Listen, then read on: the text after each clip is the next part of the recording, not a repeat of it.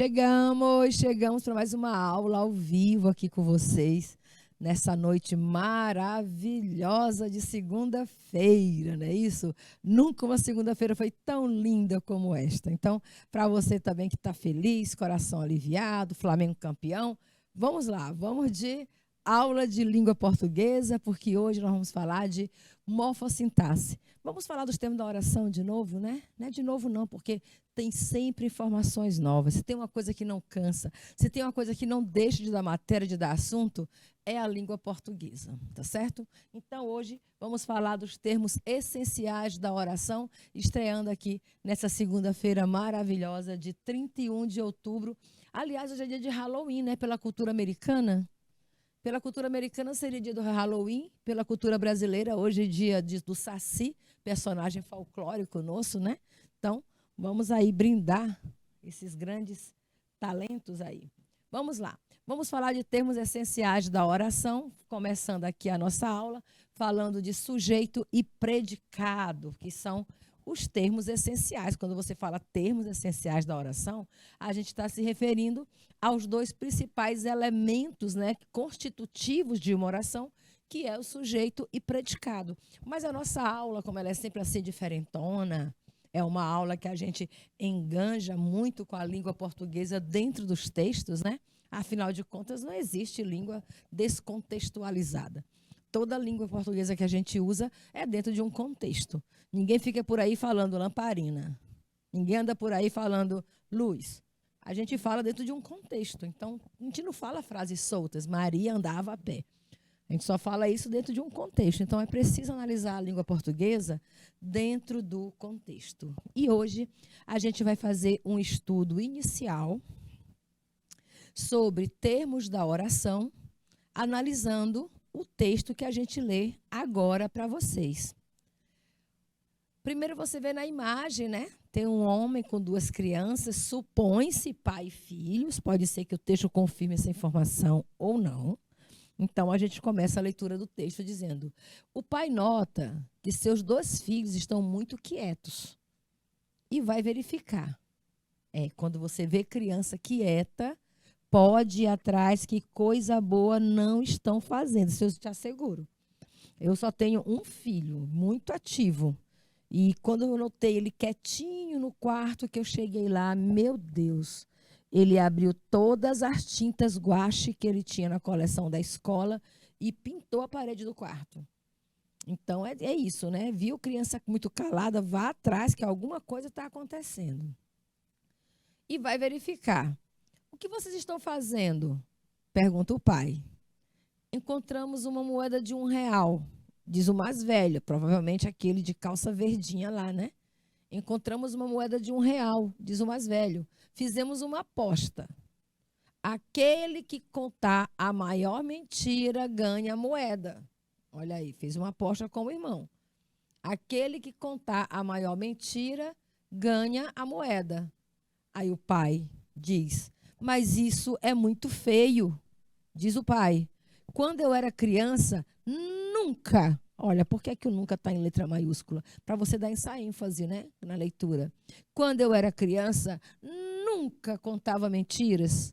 Os meninos se entreolharam surpresos. O mais novo diz: tudo bem, pai, a moeda é sua. Isso é uma piada, né? Tá ali, ó, Gabriel Barazal, piadas para rachar o bico, proibido para adultos. São Paulo, Fundamento 2010, página 45. Piadas proibidas para adultos, né? Porque é coisa de criança, porque são piadas para crianças, tá? Até o título do livro é bastante sugestivo, porque vocês sabem que uma das formas, né, da gente provocar o humor dentro de um texto como a piada, é aquilo que a gente chama de duplo sentido, tá bom? E quando você tem a expressão proibido para adultos, realmente tem um duplo sentido, né? Que você vai entender, proibido para adultos quer dizer que é só para maiores de idade, né? Proibido para adultos. É uma ideia contrária que coloca proibido para menores, né? Aí é proibido para adultos porque é uma uma publicação propriamente para crianças, ou seja, piada para crianças. E vocês entenderam o texto? Perceberam onde está a piada? A piada fica... Geralmente a piada tem esses 3 momentos, né, para você saber o que é que gerou o humor da história. Pode ser o duplo sentido, pode ser a ironia, pode ser ambiguidade, o que pode gerar o humor de um texto quando é uma piada, né? Ironia, duplo sentido, ambiguidade. E tem também a possibilidade de ter sido uma quebra de expectativa. Uma quebra de expectativa. Aquela coisa, você estava esperando que tivesse um final diferente e tem outro, termina de outra forma, entendeu? Então, o que gera o humor no texto, quando é uma piada, é isso. Ou a ironia, ou o duplo sentido, a ambiguidade, ou a quebra de expectativa, ok? Então, se você vai analisar semanticamente um texto, que o texto pode ser analisado de forma semântica, para você entender o sentido. Ele pode ser analisado de forma sintática, para você entender a construção textual. Você pode analisá-lo de forma estilística, quando você vai observar as figuras de linguagem, o tipo de linguagem conotativa, denotativa, que foi utilizado dentro do texto. Então, tem várias formas de você analisar um texto. E aqui, a gente, depois de entender do que se trata o texto, né? O texto, primeiro, qual é o gênero? O gênero é piada. Gênero textual, piada. E a piada está dentro de que grupo de textos? Ela pode ficar dentro do texto narrativo, porque termina tendo a mesma estrutura de um texto narrativo. E qual é essa estrutura? Tem os elementos da narração, né? Tem o narrador, tem o narrador em terceira pessoa que diz: o pai nota que seus filhos estão muito quietos e vai verificar. Tem os personagens. Tem as personagens. Quem seriam as personagens do texto? O pai e os 2 filhos, né? Que são aqueles que protagonizam a história. Temos o enredo. E o que seria o enredo de uma narrativa? O enredo da narrativa é a história que está sendo contada. A história dos 2 filhos que se desafiam para quem vai contar a melhor mentira. Ok? Então, narrador, personagem, enredo, tempo. Tempo é como a história se desenvolve. No caso aí, você verifica que as ações, elas se desenvolvem linearmente. Começo, meio e fim. Aí você chama isso de tempo cronológico, não é isso? Narrador, personagem, enredo, tempo, espaço. Espaço é onde acontece a história. Você não tem diretamente o lugar onde se passa a história, mas quando fala de pai, filho, e os filhos estão conversando, você supõe que seja um lar, a estrutura seja um lar, uma família, né? Então, aí é um espaço ambiental, ambientado dentro de uma família. Um pai e 2 filhos constituem uma família. Então, isso é um tipo de espaço ambiental que a gente pode analisar. E tem, por fim, o discurso. Que tipo de discurso que é feito nesse texto? Discurso é como se comporta a fala das personagens. E a fala da personagem, como você observa aqui pelo uso de travessões, cada personagem fala por si mesmo, você pode dizer que se trata de um discurso direto. Ok? Compreendido? Então, narrador, terceira pessoa, o pai nota que seus filhos, né, ele está falando em terceira pessoa. Personagem, o pai e os 2 filhos. O enredo, os 2 filhos que fazem uma aposta para ver quem conta a melhor história. O tempo é linear, tempo cronológico.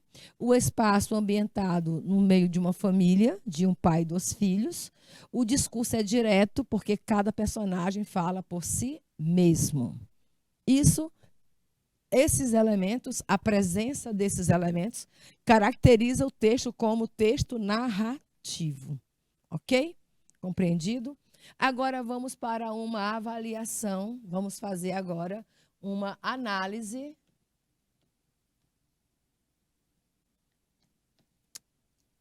Sempre essa mania de cortar a letra L, né? Vamos fazer agora uma análise linguística, tá? Vamos para uma análise dos períodos. Vamos analisar os períodos que compõem o texto. Como é que eu somo um período? Como é que eu conto um período? Como é que eu identifico o período? Vocês se lembram dessa aula? O período sempre inicia com a letra maiúscula e termina com um ponto final. Ou um ponto de exclamação, ou um ponto de interrogação, ou as reticências, certo? Então, de novo, inicia com letra maiúscula, termina com ponto final. Já temos um período, temos segundo período. Inicia com letra maiúscula, termina com ponto final. Temos aqui o terceiro período. Inicia com letra maiúscula, termina com ponto final. Temos aqui o quarto período. De novo, mesma estrutura, letra maiúscula, ponto de exclamação. Temos aqui o quinto período. Olha, mas você percebe, vamos fazer o seguinte, vou rever isso bem aqui, porque temos aqui uma aspas, né? Observa que aqui é a letra minúscula e aqui tem um ponto final. Então, isso quer dizer que esse ponto de exclamação foi usado para dar um tom de interjeição. Então, é mais interjetivo. Vamos colocar aqui o final do quinto período, porque agora começa com letra maiúscula. Professora, por que a senhora não contou isso aqui como um período? Porque está com letra minúscula. Então, isso supõe que está dentro do mesmo período, tá bom? Quando eu era criança, nunca contava mentiras. Agora sim, ó, letra maiúscula, ponto de exclamação. Agora nós temos o sexto período. São 6 períodos dentro da oração. Só ensinando você a dividir o texto em orações, tá bom? Aliás, em períodos. Inicia com letra maiúscula, termina com ponto final. Já é o 7º período. Inicia com letra maiúscula, opa, com licença, aqui nós temos 2 pontos, interrompendo, e temos uma letra maiúscula com ponto final. Os 2 pontos, geralmente, eles não interrompem período, eles quebram para introduzir a fala de uma outra pessoa. Essa letra maiúscula foi usada para dar início à fala da outra pessoa. Vamos contar como um único período, tá bom? Como se fosse apenas um período, porque os 2 pontos não termina ponto final, não termina período. E a letra maiúscula lá, ela é obrigatória, porque está abrindo a fala de um personagem. Então, nós temos que ter essa menção também quando vamos analisar um texto. Então, nós temos aí um texto formado por 8 períodos. Depois que eu sei analisar os períodos, professor, a gente já fez a análise do texto narrativo, apontando aí quem são os elementos da narrativa. E agora a gente analisou os períodos, análise sintática, né? Separando os períodos. Qual é o próximo passo? Beleza. Próximo passo que nós vamos fazer agora, a gente vai identificar os verbos que formam os períodos. Então, eu vou pegar agora o marca-texto, tá? E vamos separar em cada período, destacar o verbo. Lembrando, é chamado de período simples o período que tem apenas um verbo ou uma locução verbal. A gente chama de período composto o período que é formado por a partir de 2 verbos, tá? A partir de 2 verbos ou 2 locuções verbais, já é chamado de período composto. Então, vamos para o primeiro período que começou aqui com o e termina aqui com o verificar. O pai nota, ele nota, é um verbo, né? O pai nota, ele percebe, ele nota, eu noto, tu notas, ele nota, nós notamos. Isso é verbo, certo? O pai nota que seus 2 filhos estão, eles estão, os filhos estão, também é verbo. Eu estou, tu estás, ele está, nós estamos muito quietos e vai verificar. Vai verificar é uma locução verbal, tá bom? E verifica, né? Vai verificar, quer dizer, e vai verificar, verificará, certo? Então, nós temos aqui a locução verbal. Logo, o primeiro período é formado por 3 verbos. Se tem 3 verbos, como é que você classifica esse tipo de período? Se é um período com 3 verbos, você vai chamá-lo de período composto. Período composto, que agora a gente vai passar a chamá-lo apenas de PC. PC, período composto. PS, período simples. Pega o marca-texto de novo e vamos analisar o segundo período, que começa aqui, ó, com o O e termina com pai, tá bom? O que vocês estão fazendo? Pergunta o pai. O que vocês estão é um verbo, pergunta é um verbo. Então, se você tem 2 verbos dentro da mesma estrutura de período, isso quer dizer que nós temos, de novo, um período composto. E como eu falei para vocês, vamos usar apenas, não é marca-texto, tá? Vamos aqui apagar, para deixar em ordem nosso quadro. É uma caneta azul, como diz aquela música, né? Então, vamos colocar PC. PC quer dizer período composto por apenas 2 verbos. Encontramos uma moeda de R$1. Vamos assinalar. Vamos pegar aqui. Cadê o nosso marca-texto? Começando o terceiro período. Começa em encontramos. E vai até aqui o velho, tá bom? Encontramos uma moeda de R$1, diz o mais velho. Pronto, já dá de você pegar o marca-texto. Já está na cor amarela. Encontramos é um verbo, nós encontramos uma moeda de R$1, diz o mais velho. Tem 2 verbos, então, de novo, período composto. Vou colocar agora PS só se aparecer um período simples, tá bom? Fica caracterizado, então, período composto. Aí o quarto período começa aqui, ó, fizemos e vai até moeda. Fizemos uma aposta. Aquele que contar a maior mentira ganha a moeda. Fizemos é um verbo, uma aposta. Aquele que contar a maior mentira ganha uma aposta, uma moeda, né? Ganha a moeda. Então, você tem aí 3 verbos, período composto. Beleza. Mas isso é muito feio, diz o pai. Tem o verbo é e tem o verbo diz, também período composto. Quando eu era criança, tu já achou um verbo aqui, ó, era, nunca contava mentiras, contava. 2 verbos, período composto. Os meninos se entreolharam surpresos. Nós temos o verbo entreolharam, ponto.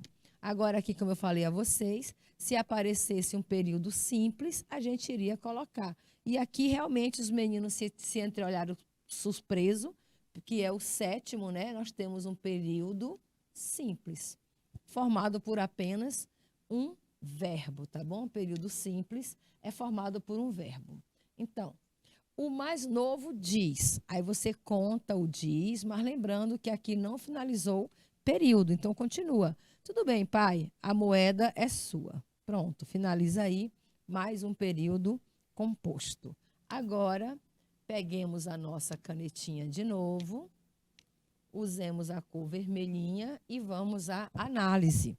Então, a gente já fez uma análise do texto enquanto texto narrativo e a gente já separou o texto em vários períodos, né? Fazendo uma análise aí, análise sintática de um texto. Agora vamos estudar os elementos constituintes da oração. A oração apresenta termos essenciais, termos acessórios, aliás, termos essenciais, integrantes e acessórios. Quais são os termos da oração? São 3, né? Temos os termos essenciais, temos os termos integrantes, e temos os termos acessórios. Termos acessórios. São 3 tipos de termos da oração. Os termos essenciais da oração são sujeito e predicado. Sujeito e predicado.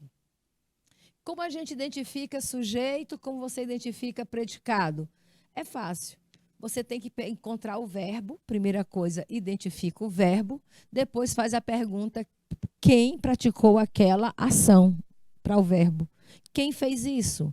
Né? Aí você tem a resposta. A resposta é para encontrar o sujeito. Automaticamente, se você achou o verbo, você já achou o predicado. Então, pegando o primeiro período, o pai nota que seus 2 filhos muito quietos, estão muito quietos. E vai verificar. 3 verbos, né? Então, bora para a primeira oração. O pai nota. Quem nota? O pai. O pai nota. Então, o pai já é o sujeito da primeira oração. Lembrando, cada verbo é uma oração. Sujeito da primeira oração, o pai nota. Nota o quê? Quem nota, nota algo de alguém, né? Então, nota o quê? Nota o quê? Que seus 2 filhos estão muito quietos. Então, isso aqui é a segunda oração. E essa segunda oração, ela completa o sentido do verbo notar. Quem nota, nota alguma coisa. Ele notou o quê? Que seus filhos estão muito quietos. Então, aqui, olha, esse verbo, como tem verbo, né? Como tem verbo, é uma oração subordinada, substantiva, objetiva, direta. Ou seja, é uma oração, é um complemento verbal, tá bom? É o complemento do verbo, e, por isso, ele faz parte do predicado. Parte do predicado. Tudo isso aqui é predicado. Predicado com o verbo de ação, predicado verbal. PV, predicado verbal. Aqui você tem uma conjunção que liga, que vai somar a outra oração. E o pai vai verificar. Pergunta, quem é que vai verificar? O pai. O pai continua sendo o sujeito. Vai verificar, continua sendo predicado verbal. Ponto. Fácil, né? O que vocês estão fazendo? Pergunta o pai. Primeira oração, estão. Quem está fazendo? Vocês, né? O que vocês estão fazendo? Aqui, ó, um verbo só. Locução verbal. O que vocês estão fazendo? Estão fazendo é o verbo. Quem faz? Vocês. Então, vocês é sujeito. O que sobra do sujeito, como oração interrogativa, né? O que sobra do sujeito é predicado. Pergunta o pai. Quem pergunta? O pai. O pai é sujeito e pergunta é o predicado. Sempre identificando sujeito. Encontramos uma moeda de R$1. Verbo, encontramos. Quem encontrou uma moeda de R$1? Nós. Aparece no texto? Não, mas pode ser identificado aqui, ó. É identificado bem na terminação do verbo. Aí você chama isso de sujeito desinencial. Encontramos o quê? Uma moeda de R$1. Tudo isso aqui, ó, depois do sujeito, você chama de predicado verbal, já que encontrar é uma ação. Diz o mais velho. Quem é que diz? O mais velho diz. O mais velho é sujeito e diz é o predicado verbal. Fizemos uma aposta. Quem fez a aposta? Nós. Sujeito, nós. Logo, como não está presente, sujeito desinencial, porque você percebe aqui pela terminação do verbo. Tudo o que sobra do sujeito você chama de predicado. Fizemos uma aposta, aquele que contar a maior mentira ganha moeda. Tudo isso aqui é predicado, tá bom?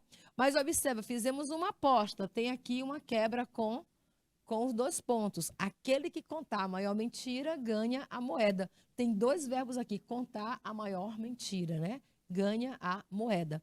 Mas depois dos 2 pontos, você tem aqui aquele termo da oração que a gente chama de aposto. Aposto, né? O aposto está explicando qual foi a aposta. Fizemos uma aposta. Que aposta? A aposta é aquele que contar a maior mentira ganha a moeda. Isso daí, como tem verbo, é uma oração apositiva.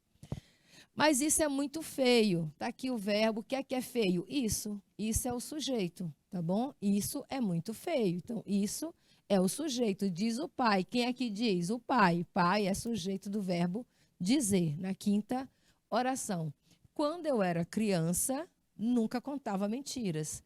Quem não contava mentira? O pai. Eu, né? Eu não contava. Esse eu aqui é o sujeito da oração contava. Eu não contava mentiras.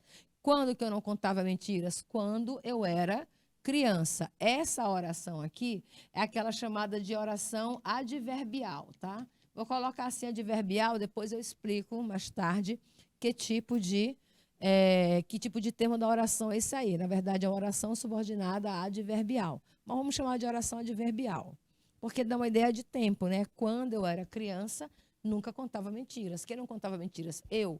Eu não contava mentiras quando? Quando eu era criança, tá bom?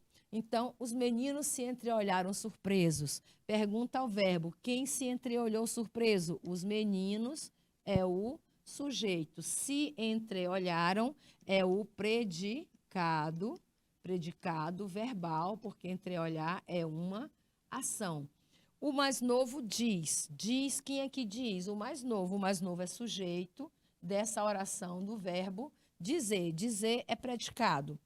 Tudo bem, pai, diz. Olha os 2 pontos. Vai abrir o quê? Vai dizer o que é que o menino estava falando, o que é que ele diz. Ou seja, um aposto, né?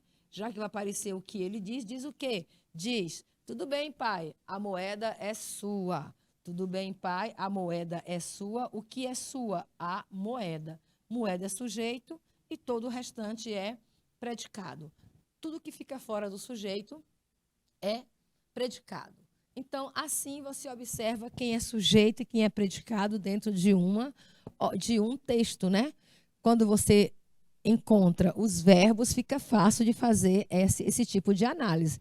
Pode até não ser tão fácil, mas é a melhor forma de você aprender a analisar sintaticamente, tá bom? A melhor forma de você aprender realmente a língua portuguesa é todo o texto que você estiver lendo, você fazer essas perguntas, identificar o verbo, perguntar quem foi que fez isso? Ah, esse aqui quem fez foi o menino.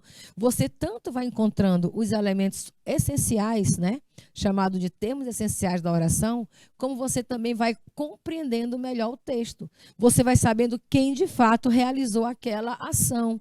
E assim você não perde o tino, não perde a sequência lógica desse desenvolvimento textual, tá? Que vai dar, olha, essa sequência de verbos aí vai dando o quê? Vai dando progressão textual. É aquilo que a gente chama de, como a gente diz, de coesão sequencial, né? Coesão sequencial é dada pela progressão dos verbos. Cada verbo faz o texto se evoluir. E quando o texto evolui, nós temos progressão textual, tá bom? Entendido? Vamos lá. Começando. Termos da oração. Era exatamente isso que a gente estava analisando aqui. Nós temos 3 tipos de termos da oração, tá bom? Toda oração, o que é oração? Oração é aquela estrutura formada pela presença do verbo. Acabamos de ver. Se aparece um verbo, é uma oração. Cada verbo é uma oração. O conjunto dessas orações a gente chama de período. Período é toda a estrutura significativa, que começa com a letra maiúscula e termina com um dos pontos que finalizam o texto, tá certo? Então, nós temos aí o chamado de oração. Oração é cada verbo que você encontra dentro do texto. Cada verbo que a gente achou naquele texto, que ficou destacado lá de amarelo, é uma oração. Então, se você pegar, vamos voltar lá no texto. Se você pegar o texto e contar quantos verbos apareceram, cada elemento amarelo é um verbo.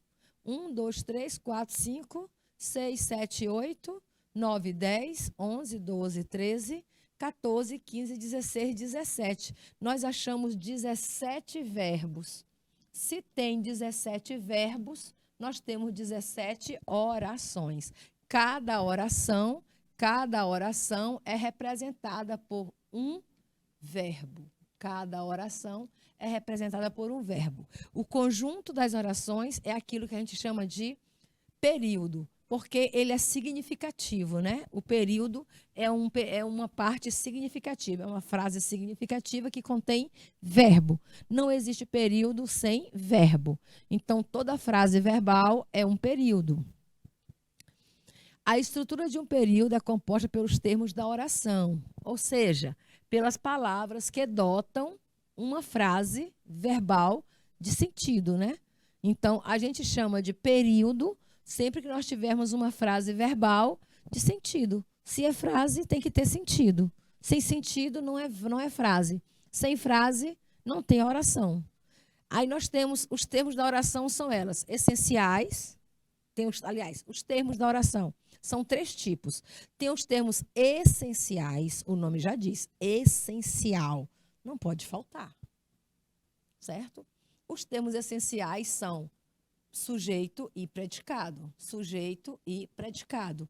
Então, digamos que isso aqui seja uma oração. O sujeito não pode faltar. O predicado não pode faltar. Se eu comparar a estrutura de um enunciado da língua portuguesa com a formação do corpo humano, eu diria que os elementos essenciais do corpo humano, aquilo que não pode faltar, é a cabeça e o tronco. Vocês nunca viram por aí uma cabeça andando sem tronco. E nem viram um tronco andando sem cabeça. Então, o que não pode faltar na oração é sujeito e o predicado. Ou seja, a cabeça do corpo e o tronco do corpo, que no caso é o corpo da oração. No corpo da oração tem que ter a cabeça e o tronco, que é o sujeito e o predicado. Mas, professora, está faltando coisas ali. Estão faltando sim. Está faltando um monte de coisas interessantes, né? Que são o quê? Que são necessárias. Elas são necessárias. Então, a esses elementos necessários, a gente chama de termos integrantes.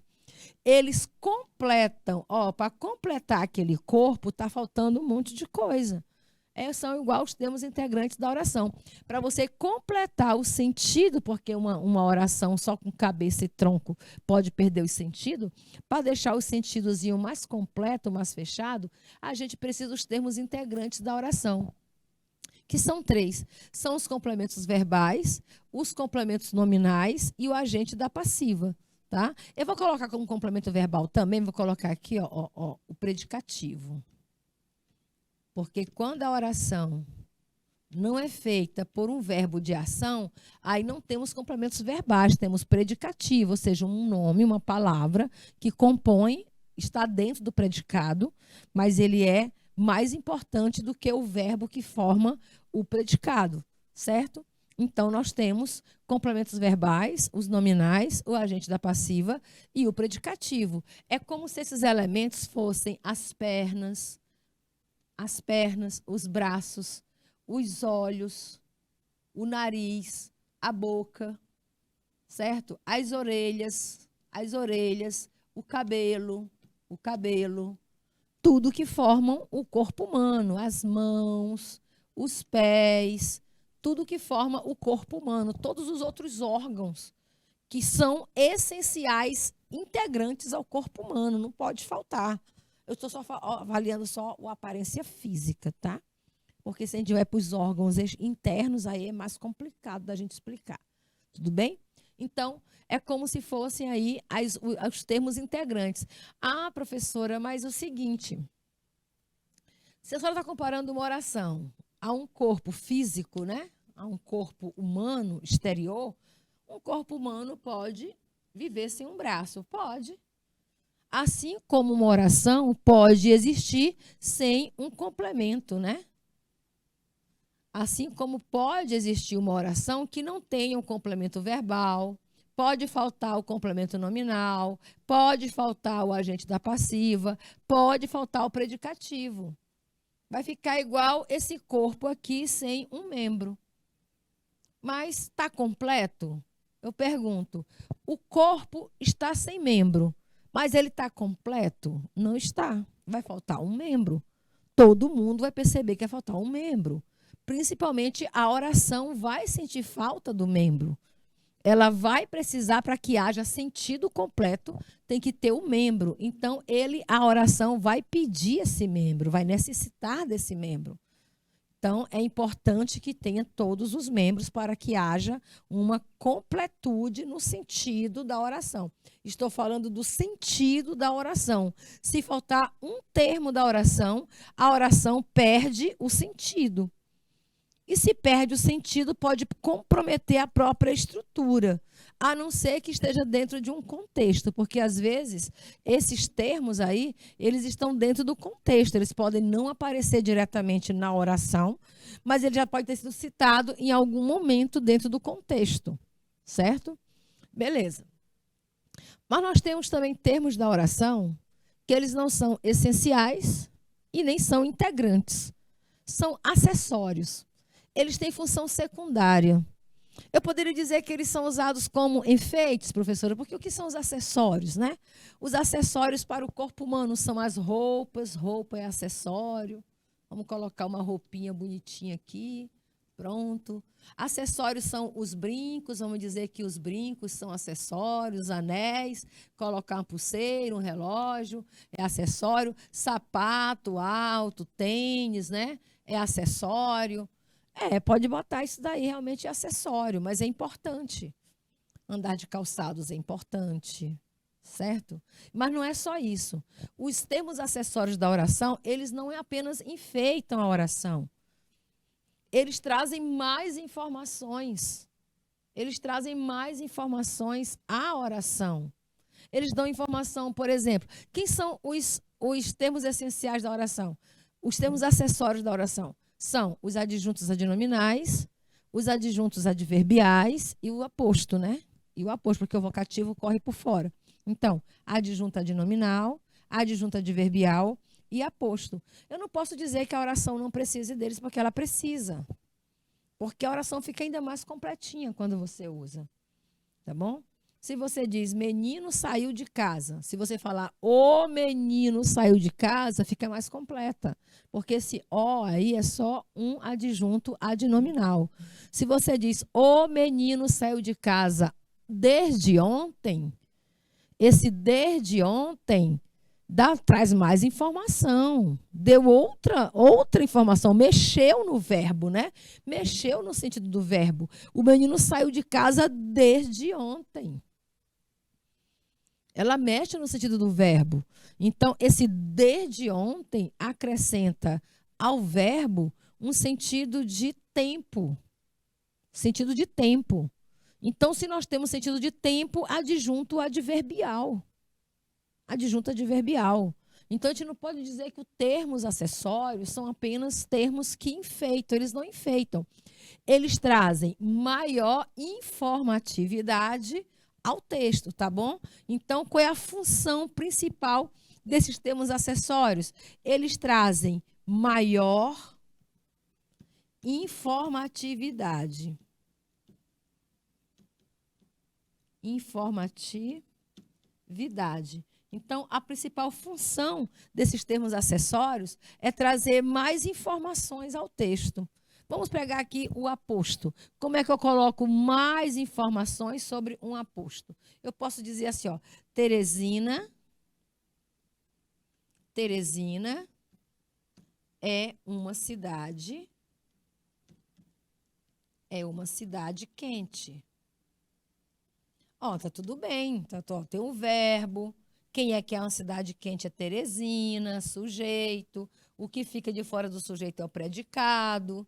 O verbo é de ligação, vamos chamar de um predicado nominal. Cidade quente é o predicativo do sujeito, não é isso? É o predicativo do sujeito. Tá tudo ok. Esse uma aqui, esse uma vai ser um adjunto adnominal.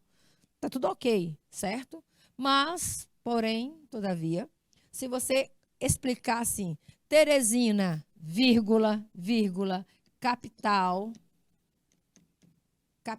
do Piauí, Teresina, vírgula, capital do Piauí, é uma cidade quente.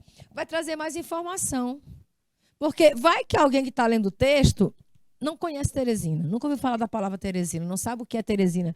E, às vezes, até reconhece Teresina. Ih, já ouvi esse nome. Teresina é capital. Capital de onde, meu Deus? Então, daqui que ele vai descobrir, vai procurar no Google, se você colocar essa informação no texto, já vai dar mais informatividade. Vai trazer mais informações para dentro do texto. Entendeu? Então, esse é o papel dos termos acessórios dentro de uma oração. trazer mais informação. Então, se eu digo Teresina, capital do Piauí, é uma cidade quente, esse capital do Piauí está explicando quem é Teresina, né? Quem é Teresina? Teresina, capital do Piauí. Quem é capital do Piauí? Capital do Piauí é Teresina. Então, está explicando, está girando em torno de Teresina. Você chama isso de aposto. Esse é o aposto. O aposto é um termo que explica a palavra anterior. Ele fica sempre com vírgulas, entre vírgulas, tá? Ou depois de dois pontos, explicando o termo anterior. Essa é a função do aposto. Mas ele trouxe, olha, o principal não é isso, o principal é a informação que ele trouxe. Ele explicou quem é Teresina. Ele deixou o texto mais claro, ele deixou o texto mais evidenciado. Então, todos os termos da oração trabalham para trazer mais informatividade à oração, para deixar o período mais completo, para deixar o período com mais informações. E ainda tem o vocativo, que não é um termo da oração, mas ele faz um chamamento.